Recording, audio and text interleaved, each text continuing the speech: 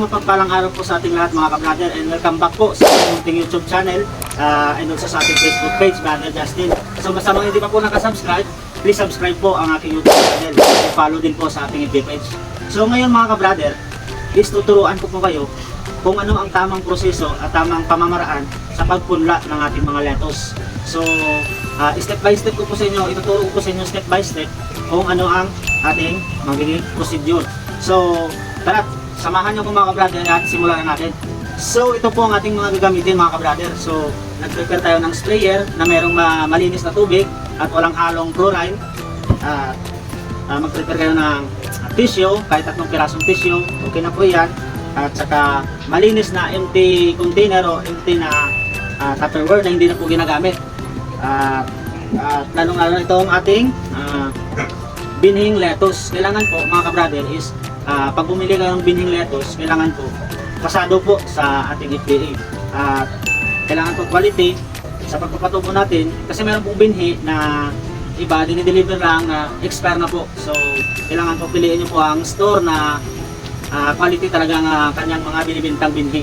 So nakadepende na po sa inyo yon kung kaya saan po kayo bibili, saan niyo po gusto mga brother. So meron po tayong dito green rapid lettuce, meron tayong romaine, at meron tayong icebergs. Yan.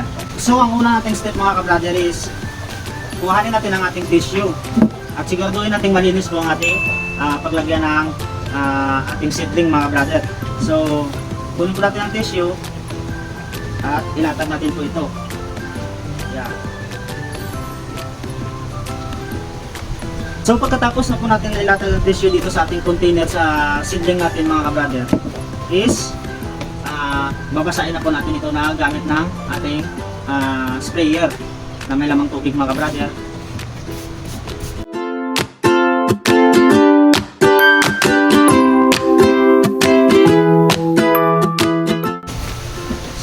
So ayan na po mga ka-brother, natapos na po natin na sprayan. Kailangan po mga ka-brother is idiin po natin ito na walang magbabubbles. Kailangan po nakadikit talaga siya sa baba ng ating container.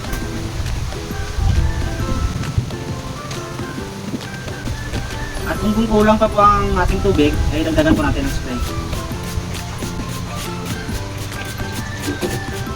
So step 3 mga ka-brother is ihanda na po natin ang ating binhi. Kailangan po mga ka-brother is nakapreserve po ito sa malamig na lugar o sa hindi expose sa araw mga ka-brother dahil ito pa nagpapababa ng ating germination ng ating mga buto o seedling. Kailangan po hindi po siya expose sa araw mga ka-brother. So ito na po, ang ating pong ipunla ngayon is green rapid lettuce seeds. Meron po siyang germination na 1 to 2 days. Harvesting time mula sa pag-transplant niya is 30 to 45 days mga ka-brother. So kailangan po mga ka-brother is masilan po kayo sa pag-bubugo dito sa ating seedling tray. Kailangan po dandahan lang at kailangan pong naka-spread po lahat mga ka-brother. So kailangan po hindi nakadikit-dikit. So ang pagbubo ng ating mga seedling mga ka-brother is ganito lang po.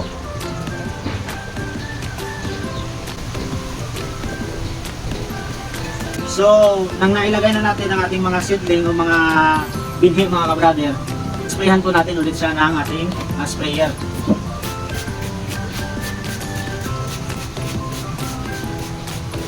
Kasi ang tubig mga ka-brother, kung basa po, palaging basa ang pagpunla natin, madali pong ma-germinate ang ating mga seedling. So ang tip po mga ka-brother, pag magtanim kayo is hapon, isakto nyo ng hapon para po hindi masyadong mainit. At kailangan po mga ka-brother is hindi po ito sa loob ng isang araw at 2 araw, hindi po natin po muna ipapainitan ito.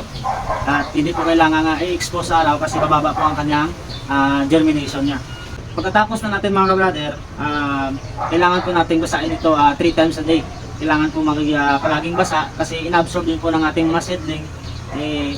Sinisip-sip niya po ang tubig. Kailangan po natin sprayan ng ito 3 beses sa isang araw mga ka-brother. Hintayin lang po natin na ito po ay magugat at pwede na po natin i-transplant doon sa ating mga foam o sa ating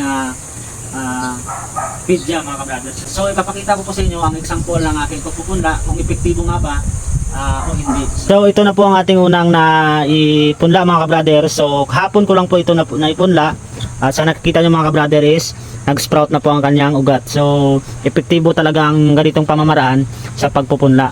So ayan.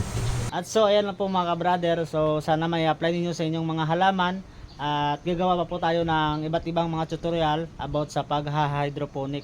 So maraming salamat po sa walang sawang suporta sa panunood ng aking mga vlog. Sa mga hindi pa po nakasubscribe, please subscribe po ng ating YouTube channel para mapanood niyo ang mga upload natin about sa ating mga hydroponics. So maraming salamat po and God bless.